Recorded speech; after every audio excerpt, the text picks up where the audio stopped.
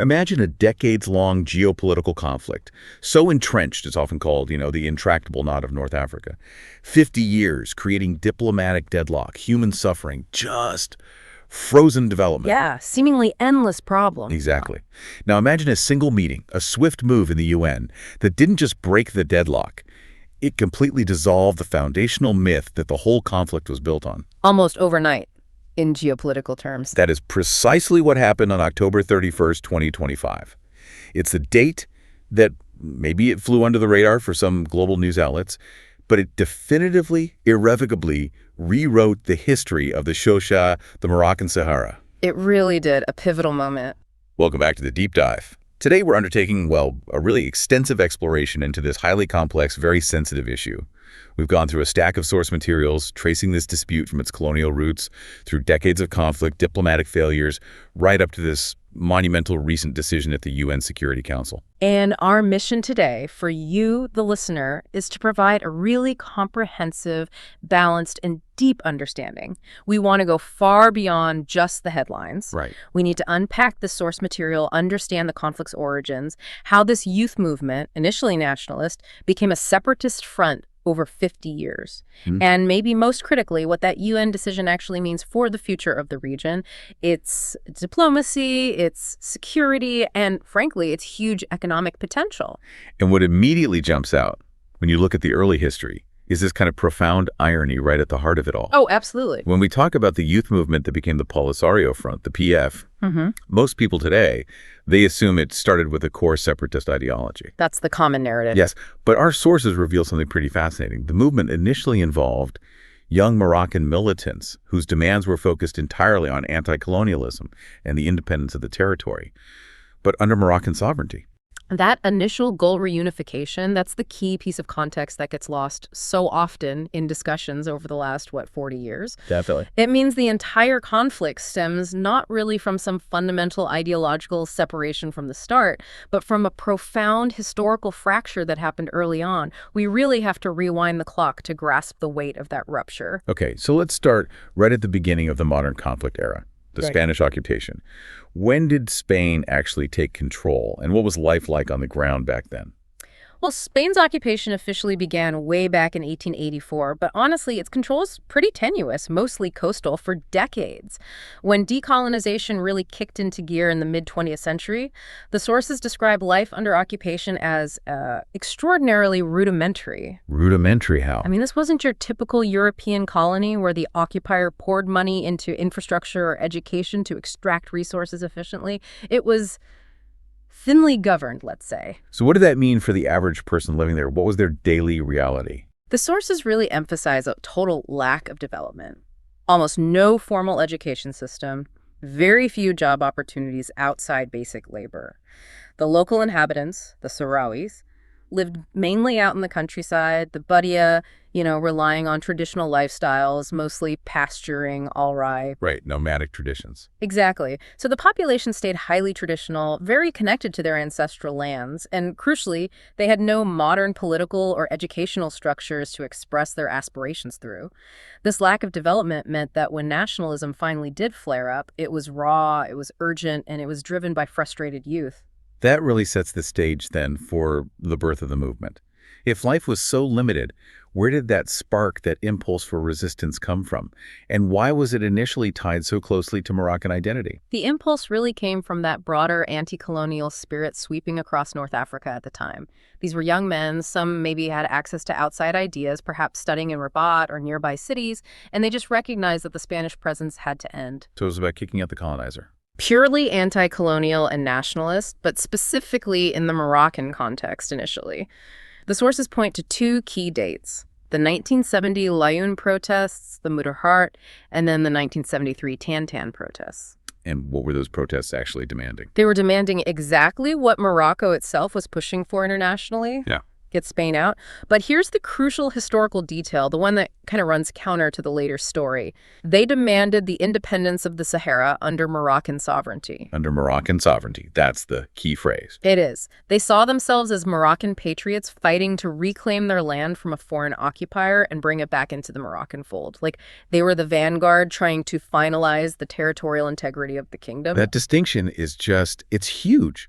It tells us the separatist movement wasn't some organic thing rooted in a separate identity from the start, but it came later, born out of political disappointment. Which brings us neatly to the turn to separatism in 1973. The sources call it a pivotal misunderstanding, Sud al-Fam. How did that initial nationalist alignment just completely break down? Right. This is a really complex, pivotal moment we need to unpack carefully. The sources suggest a major breakdown in communication and maybe trust between those young, sort of fiery militants and the established Moroccan political system, the ministers, the party officials back in Rabat. What was the disconnect? Well, the militants were young, they were educated, probably impatient. They were ready for immediate armed struggle to kick the Spanish out now. They seemed to perceive the political elites in Rabat as maybe too slow, too cautious, too focused on diplomacy, not giving their movement the immediate, strong material and political backing they felt they desperately needed. So the youth felt their urgency wasn't being met, maybe even dismissed by the established politicians. Do we know which political groups or figures were involved in these talks? The sources don't list every single name, but they do confirm these young men were interacting with various Moroccan political currents, often left-leaning groups, pan-Arab nationalist circles, that kind of thing. When they felt their demands for immediate aggressive action weren't being met, or maybe they felt their movement was being kind of co-opted or minimized by bigger political structures, they just got profoundly disillusioned. They saw diplomacy as just foot dragging. Exactly. This perceived lack of genuine, quick support seems to have caused the break. They left the territory. They relocated to Mauritania, specifically to the mining town of Zouaraka. And it was there, in 1973, that the first conference was held, officially establishing the PF, the Popular Front for the Liberation of Sagia El Hamra and Rio de Oro. We should look closely at the founder's profile, El Wali Mustafa Sayed, because his background really underlines your point about the initial lack of separatist thinking. Absolutely. The source material is explicit. El Wali Mustafa Sayed was a university graduate. He studied at Mohammed V University in Rabat, and he was affiliated with known Moroccan political currents. This is so important.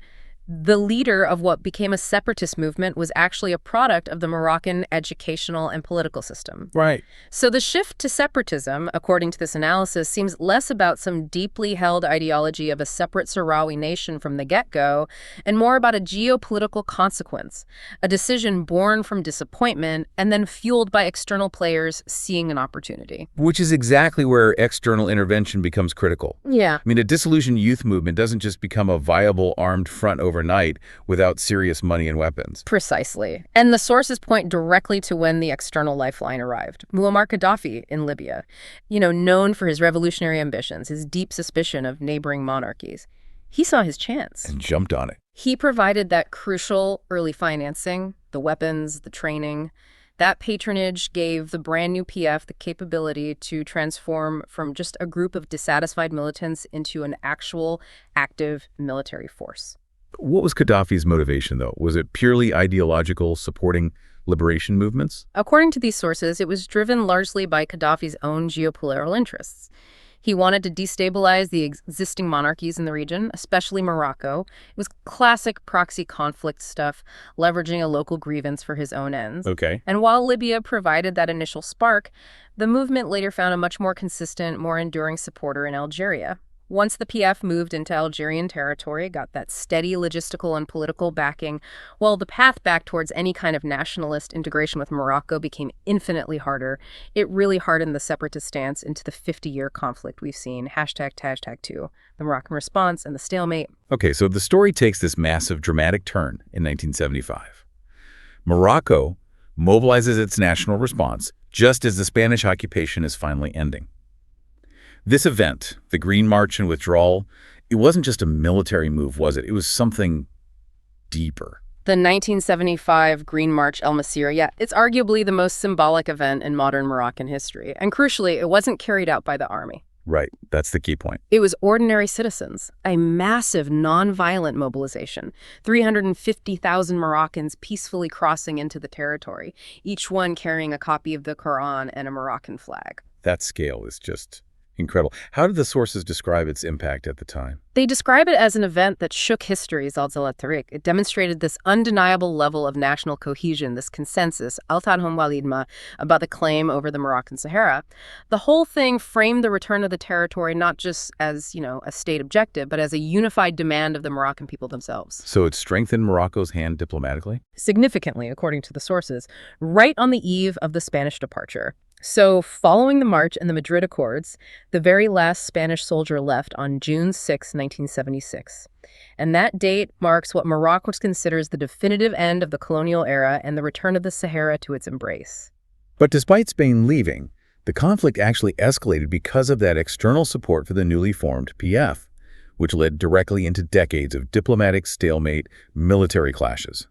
Let's look now at the Algerian strategy and the referendum obstacle. Right, the conflict quickly turned into a long, grinding war and then shifted into this diplomatic quagmire. The core political demand pushed by the PF, and really entirely supported and championed by Algeria, was independence and self-determination, specifically through a referendum, an istifta. And that demand became the main tool for diplomatic obstruction for decades. And our sources really emphasize that this demand, while it sounds fair on the surface, let the people decide, was actually completely unfeasible. How did the call for a referendum actually function as a way to guarantee deadlock instead of a path to solving things? This is absolutely critical to understand. The sources stress the referendum wasn't just difficult, it was mustahilan nihayan, completely and finally impossible, because of specific interlocking technical and geopolitical hurdles. The demand for a referendum worked so well as a geopolitical tool precisely because it could never actually be carried out properly to international standards. Okay, let's spend some real time unpacking those hurdles. Yeah. Starting with the main technical block you mentioned, the census refusal. The number one roadblock was, and it still is, Algeria's specific refusal to allow a proper counting, a census of the Sahrawis living in those refugee camps near Tindouf. The UN peacekeeping mission, MRNRSO, its job was to identify eligible voters. But without verifiable access to the population base that the PF claims to represent, the whole process is just dead on arrival. Why is that census so vital? And why would Algeria, allegedly, refuse to allow it? Well, a verifiable census is the absolute bedrock of any free and fair vote, right? Without it, you can't create an electoral roll. You don't know who gets to vote. The sources allege the refusal stems from maybe two main reasons. First, perhaps a fear that a genuine count might show the actual population in the camps is much smaller than the numbers the PF has claimed for years, for international aid and political leverage. Okay. Second, a census would throw wide open the incredibly complex mixed nationality issue. The nationality problem. Let's get into the technical difficulties there. What exactly is the scale of this mixed nationality issue? The sources really highlight the huge complexity because of the very porous borders in that whole Sahel region. Many residents in the Tindouf camps, they possess multiple nationalities. Their origins, or maybe their current citizenship ties, they extend not just to the disputed territory or Morocco, but also to Mauritania, Mali, Niger. These are historically nomadic peoples, remember. Borders are a relatively new concept for them. So if the UN tried to set criteria for who could vote, how did this complexity just stall everything? Well, defining an eligible Sahrawi voter became a political nightmare. The initial Spanish census from 1974, way too old, considered unreliable. Any new criteria the UN proposed got immediately challenged. For instance, say the criteria included people whose ancestors were present in 1974. How on earth do you verify that lineage across multiple newly independent states where record-keeping might be patchy or non-existent? An impossible task, basically. Pretty much. The sources highlight that this issue was incredibly effective at sort of weaponizing bureaucracy. It stopped the creation of any definitive voter list, which meant the PF could always claim that any process the UN suggested was flawed or excluded their people, and boom, stalemate maintained indefinitely. So the demand for a referendum, backed by these technical impossibilities, perfectly preserved this state of no solution. And according to the source material, what was the ultimate goal that those maintaining this gridlock were allegedly pursuing? The sources allege that Algeria's ultimate strategic aim was to help the PF form what they call a douala, a mini-state inside Moroccan territory, effectively creating a weak, dependent buffer state that would severely limit Morocco's regional clout, its access to the rest of Africa. The referendum demand, by keeping everything politically uncertain, kept the movement alive and allowed that external financial support to keep flowing. Okay, so this 50-year stalemate, it had to break sometime. Yeah. And that brings us right up to what our sources are calling this absolute game-changing decision in October 2025. This is where the old rules just got thrown out. The sources mark this as the end of the myth on October 31st, 2025. Yeah, this date really signifies, according to these sources, the formal dissolving of the PF's long-held dream of full independence through a referendum. After decades of listening to these arguments for self-determination that just led nowhere, the UN Security Council finally acted. They changed the fundamental parameters of the negotiation itself. How so? They didn't just propose a new mediator or something. No, much bigger than that.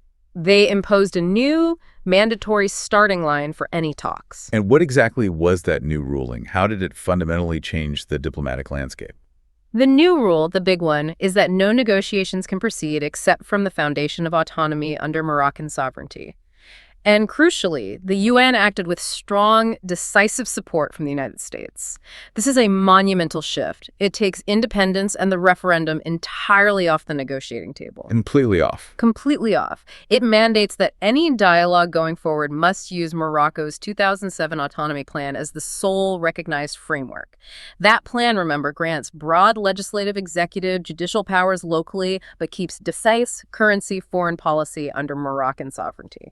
Let's talk about the mechanics of that decision, specifically the vote breakdown. Getting 11 out of 15 votes is significant, obviously, but the context of those other 4 votes matters too, right? Oh, absolutely. It was a very decisive vote. 11 nations in favor, confirming the new approach. Now, crucially, 2 permanent members, Russia and China, they chose to abstain. Which, in UN Security Council terms, is quite significant. It's huge. An abstention from a P5 member basically means acquiescence. They didn't veto it. They didn't see the resolution as harmful enough to their interest to block it. That effectively neutralized potential opposition from major global powers that might have, leaned the other way historically. Okay, so who are the other 2 votes? The only remaining dissent came from, expected quarters. The source notes the anticipated withdrawal of Pakistan and Algeria from the proceedings altogether, so not even a no vote recorded from them in the end, just a withdrawal. The significance of those abstentions from Russia and China really can't be overstated, can it? By not vetoing, they essentially allowed this Western-backed consensus to solidify. Precisely. It signals that even nations historically may be wary of certain Western initiatives weren't prepared to spend their diplomatic capital to save the old, failed negotiation framework. The international community, led by key global players, basically formalized its preference, maybe even its mandate, for this specific political solution. So, the political implications of this are massive. The source calls it a historical decision, Qarar Tariqi, for Morocco. What does this permanently exclude? And why does that give Morocco such security now? The security comes from the finality of it. The fundamental message is Morocco's territorial integrity in the south is now internationally reinforced. The decision achieved that crucial exclusion. All the previous scenarios, specifically the referendum and independence, have been completely and finally excluded. Tuma is tibadahuma nihayan. So politically, what does that mean for the PMF? It means they can no longer effectively use those goals, independence, referendum to raise money, rally diplomatic support, or just delay progress. Those avenues are closed at the highest international level. And what replaces them? What's the new foundation? The Moroccan proposal for autonomy, the one they put forward back in 2007, is now officially enshrined as the new solid base, Al-Qaeda al-Salba. For Morocco, this means its own internal political solution has been elevated. It's now the international, mandatory starting point for any UN-supervised dialogue.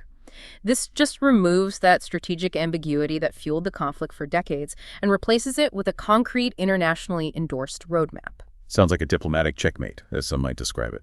You could certainly see it that way. It looks like a diplomatic victory achieved through sustained, patient, consistent foreign policy, effectively translating Morocco's proposed solution into the only internationally acceptable framework going forward. It forces all parties involved, including the PFF and its backers, to acknowledge the new reality on the ground, diplomatically speaking.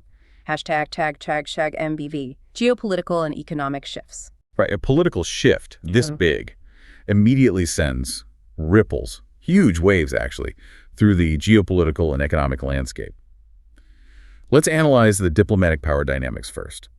How does the source interpret this outcome? What does it say about Moroccan strength versus, say, the position of its main regional rival? The sources see this as a clear, resounding affirmation of Morocco's diplomatic weight. They argue the decision proves Morocco is a strong, sovereign state with significant international standing, and they attribute this success very specifically to the cohesive, persistent foreign policy led personally by the king. This wasn't just luck, it was the result of years of strategic, high-level diplomatic effort, particularly building ties with the U.S., key European nations, and African partners. And conversely, the sources present this as a definite diminishment for Algeria. That's exactly right. Conversely, the decision reflects Algeria's downsizing, or tamtakwazumaha, as the source puts it. It's interpreted as a sign that Algeria has lost international influence, lost many of the political cards it used to rely on, especially the leverage it got from funding the PF. And the sources specifically link this loss of influence to Algeria's ability to use its energy wealth, its petrodollars. Yes, they draw a direct line. For decades, allegedly, vast sums from oil and natural gas exports were channeled to support the PF, covering military costs, diplomatic lobbying efforts, maintaining the camps in Tindouf. This funding allowed the PF to sustain a high-profile international presence and prolong the conflict. The source uses this really powerful analogy. The faucet, the sunburr, has been shut off. Not literally shut off, but politically. Politically, exactly. Since the PF's ultimate goal is independence, referendum are now internationally inadmissible. The whole reason for funding the movement as a political tool against Morocco has been rendered strategically obsolete in the eyes of the international community. Pouring massive funding into pursuing an internationally rejected outcome just becomes, well, a poor political investment. Okay, and this new political clarity, it must directly impact the territory's economic future. Let's shift to economic opportunities in the Touché. Morocco has already been investing heavily in its southern provinces for years, right? This decision presumably secures that continuation of investment and maybe unlocks a lot more. Oh, absolutely. Political stability is the #1 prerequisite for major capital investment, especially in what you might call frontier markets. This region has always been recognized as strategically vital. It's a gateway to West Africa, to the Sahel. It's rich in fisheries, phosphates, huge potential for green energy. But for decades, big international companies, banks, even countries were hesitant to commit serious capital. Why the hesitation? Just fear of instability, fighting breaking out again? Primarily, it was the fear that the political status could just change overnight. Investors worried about instability, yes, but also things like contracts being invalidated, assets maybe being seized if the territory suddenly gained independence or if the conflict flared up badly. The UN confirmation completely changes that risk assessment. How does the UN's stamp of approval eliminate that specific fear? The sources really emphasize that the UN's affirmation of Moroccan sovereignty over the territory, and the autonomy plan being the unique solution, it eliminates that fear, Al-Khaf, that the area's political status might be suddenly upended tomorrow. When you have international consensus on the final political status, autonomy under sovereignty, investors now have the confidence to make those long-term commitments, 30, 50-year plans. So we should expect to see capital flowing into sectors that were maybe seen as too risky before. Definitely. We expect a significant expected influx. Think about major infrastructure projects like the big Dakhla Atlantic port, which aims to be a major hub for trade with West Africa. High-speed road networks connecting north and south. Massive investment is expected in renewable energy, huge solar and wind farms, leveraging the Sahara's natural resources. And what about diplomatic recognition on the ground? That's another key factor. We expect more countries to open consulates in cities like Laayoune and Dakhla. This has already been happening, but the UN decision solidifies it. Opening a consulate is a direct recognition of Moroccan administration, and it further cements that international diplomatic acceptance. That, in turn, reinforces investor confidence, becomes a kind of positive feedback loop.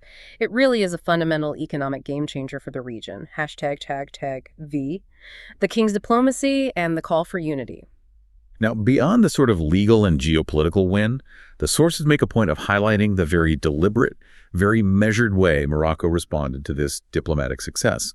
Specifically, the tone set by the king. It wasn't about gloating, was it? It was more like a call for reconciliation. Let's analyze the victor's ethics, the Liqad al-Muntasir.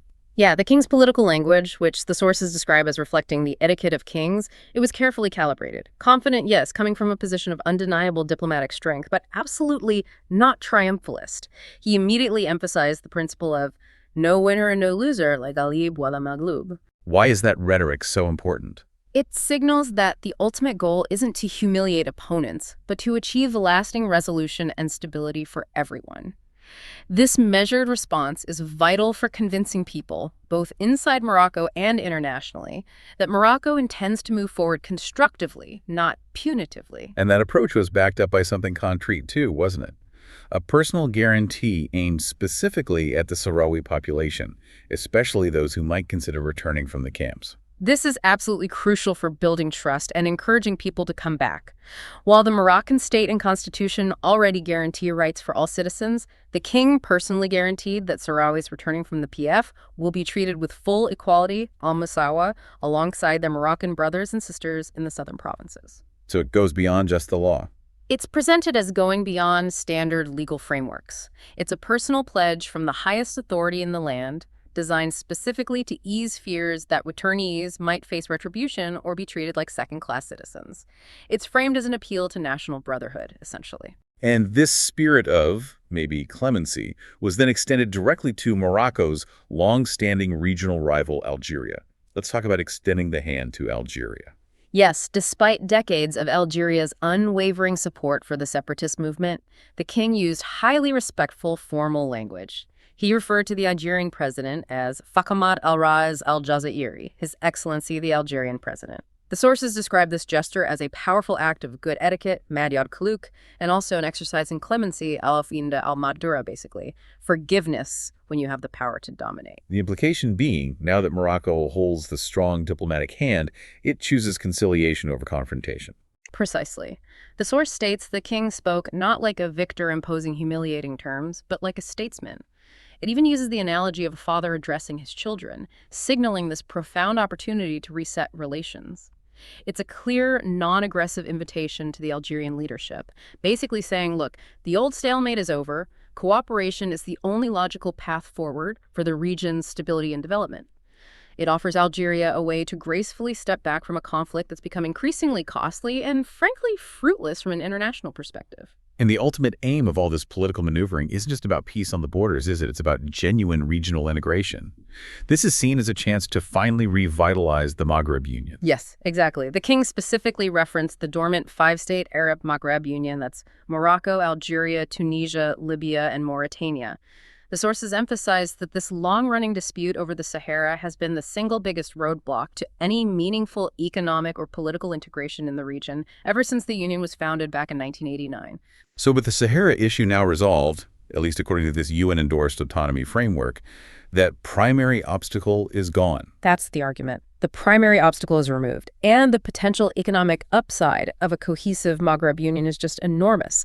Think about shared infrastructure projects, interconnected energy grids, better political relations, maximizing trade between nations that share deep cultural and historical ties, but currently trade very little with each other. So a huge missed opportunity so far. Absolutely massive. Revitalizing this union could unlock serious growth, reduce dependency on outside powers, create immense opportunities for young people across all 5 nations. It could really transform the region into a major global economic player. Okay, the source material wraps up with a really powerful, very specific argument aimed directly at the Polisario Front leadership and also the displaced population in the camps. This section is presented from the viewpoint of a Sahrawi Moroccan academic cited in our material, and it urges immediate action.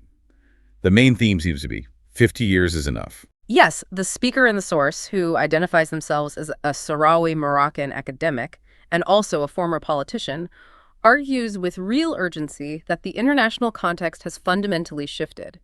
The PF, they argue, must adapt its Namat al-Tafkir, its whole pattern of thinking. Those old dreams of a referendum of full independence, they aren't just stalled anymore. They are now legally excluded by international consensus. Full stop. So the path forward is defined, the invitation is clear. What's the warning if they continue to reject this UN decision?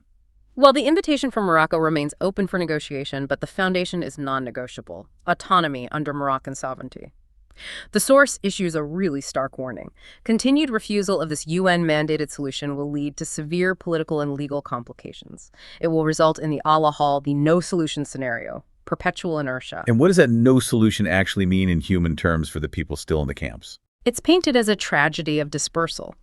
The source suggests a future where the older generation, the ones who sacrificed everything for this cause, they die clinging to a dream that's now defunct, internationally speaking.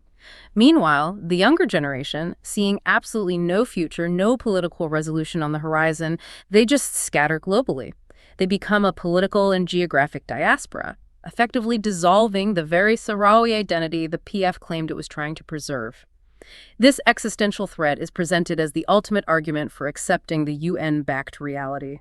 And this argument gets reinforced by something the sources present as the founders' regret. It's described as a devastating internal critique. We should stress this is an alleged statement contained within the source material we're reviewing. Yes, that attribution is vital. The sources allege that El-Wali Mustafa Sayed, the PF founder, actually had this profound realization before his death. He recognized that the movement he started had become a lu'aba plaything for external interests, specifically Algeria and Libya. The alleged quote, cited in our material is powerful. We committed a crime against our people, laqad ajramna fi haqshabina. Wow. What's the interpretation of that alleged statement?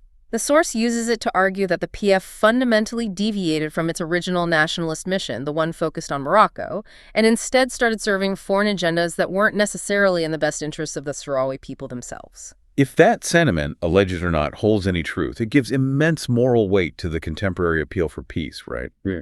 Why then, according to the source, should the current PF leadership choose peace now? Because the alternative is presented as self-destruction and just continued suffering for the Sahrawi population they claim to represent. The source basically asks, why not serve the genuine interests of the Sahrawi people now, including the elderly stuck in the camps, the youth scattered abroad when this path home, with guaranteed development with political representation through autonomy, is clearly laid out and internationally endorsed. This contrasts really sharply with the source's depiction of Moroccan reality versus external control. This part includes a kind of testimonial from someone living in the southern provinces. Yes. The speaker, again identifying as a Sahrawi Moroccan, an academic, a former politician, uses their own life as evidence. They affirm the freedom, the robust democracy, the rapid economic development happening, and critically the preservation of local Sahrawi culture, including the use of the Hassaniya dialect, the Bedouin culture within the southern provinces of Morocco. They cite things like participating in free elections, serving in parliament, holding leadership positions as proof that integration under autonomy guarantees political rights and participation. So this sets up a very direct, stark choice for those still under the PF structure. It lays the choice bare. Continue to remain under the alleged control of the Algerian military and intelligence services who, the source claims, use the population purely as political leverage, like a stone in Morocco's shoe, or return to Morocco to actively participate in building and developing the nation.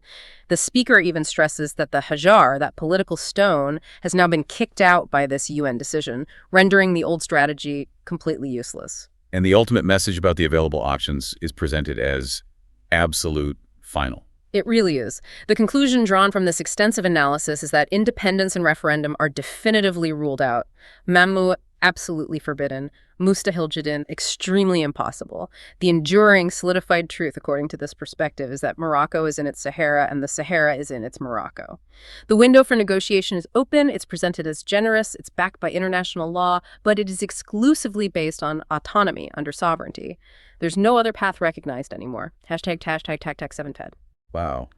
This has been a deeply detailed, really comprehensive look at a conflict that stretched over 5 decades, only to be permanently reshaped by that single, powerful UN decision in October 2025. Yeah, we've charted the whole history, haven't we? From that initial nationalist demand through the historical misunderstanding that led to the PF's creation, and we detailed exactly how the call for a referendum became this strategically impossible tool for keeping things deadlocked.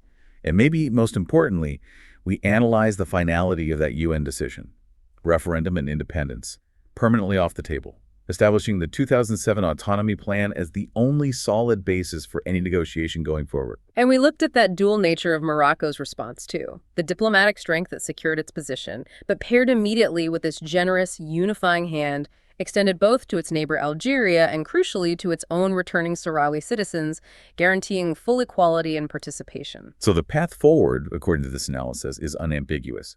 The challenge now really lies in acceptance versus just inertia. Exactly. Which leads to the final thought the source leaves us with. If the leadership of the Polisario Front ultimately decides to maintain this position of no solution, what is the moral cost?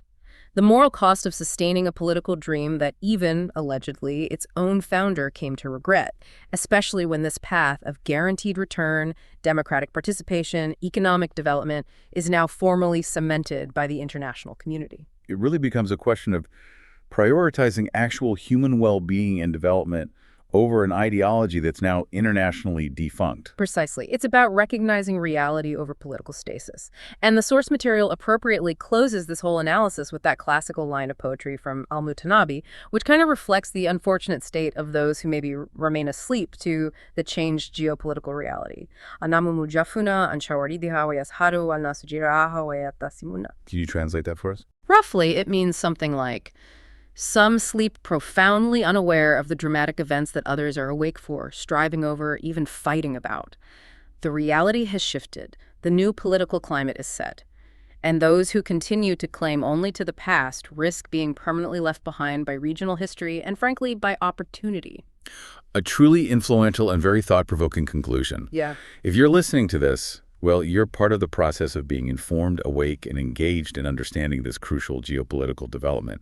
We really hope this deep dive is giving you the clarity and the comprehensive detail you need to grasp the monumental shifts happening in the Sahara. We covered a lot of ground. We did. We urge you, please subscribe to the deep dive right now. Keep expanding your knowledge, keep getting access to these complex, cutting-edge analyses quickly. Share this crucial information and analysis with friends, with colleagues, anyone who needs to understand this region better. And most importantly, leave us a comment. Tell us what your biggest aha moment was from this deep dive. Was it the founder's initial nationalist goal? Was it the mechanism that made the referendum impossible? Maybe the final UN vote breakdown? Let us know what stood out to you. Until the next deep dive.